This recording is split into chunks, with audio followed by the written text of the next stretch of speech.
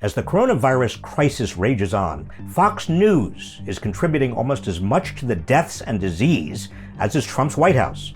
Trump spouts a shocking amount of misinformation during his daily press briefings. And I think we saved hundreds of thousands of lives by acting very early. But it's Fox News' equally misleading coverage of the crisis that closes the lethal circuit of lies.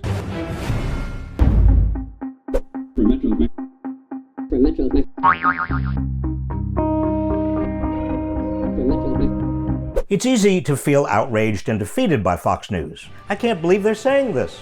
How are they getting away with this? But it's important to understand its formula for misleading Americans, particularly in the crisis we're in.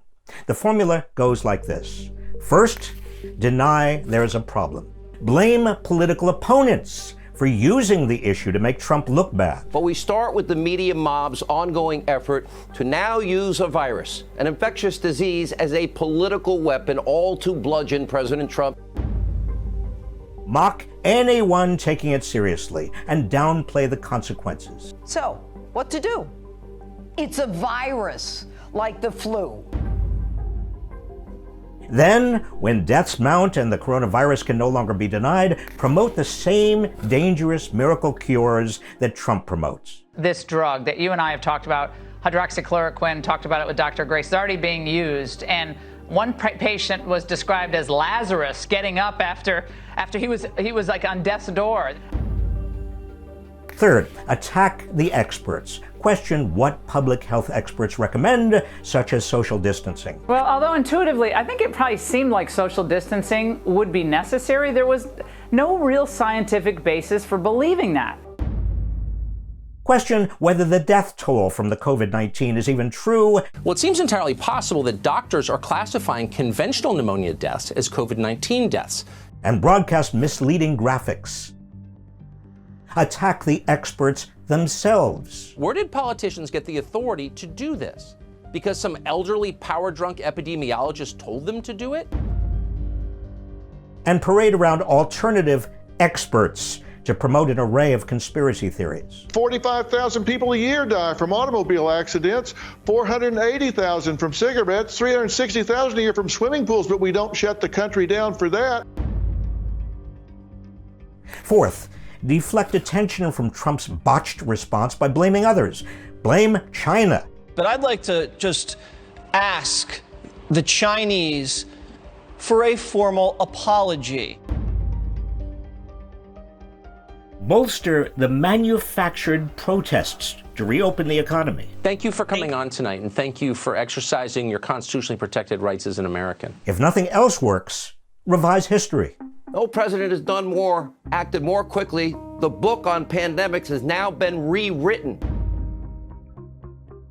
Finally, make reopening the economy about freedom and attack Democratic governors who are trying to keep people safe. When the coronavirus hit Michigan in force last month, Whitmer had no clue what to do. So she responded with a mixture of comical ineptitude and a weird kind of arbitrary fascism.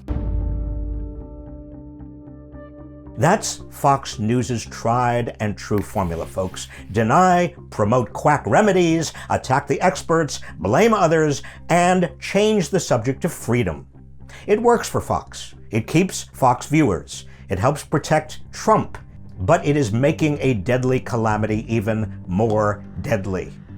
Polls show that a majority of Republicans think it's perfectly safe to go to establishments like nail salons and dine-in restaurants. And a new study found that Sean Hannity's viewers were less likely to adhere to social distancing guidelines.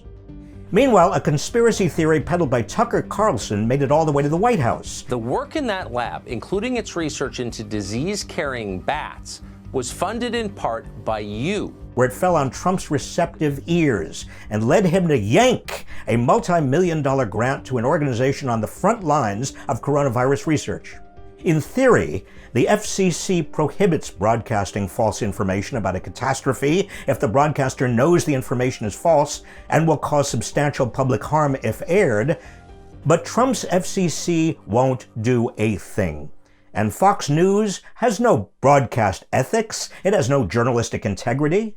If this formula of deceit shows us anything, it's that they know what they are doing and they don't care who gets hurt.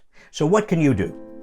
First, make a ruckus. Speak out. Write letters to your local paper and local Fox News outlets. That's precisely what forced Fox to cut ties with Trish Reagan and with 5G conspiracy peddlers Diamond and Silk.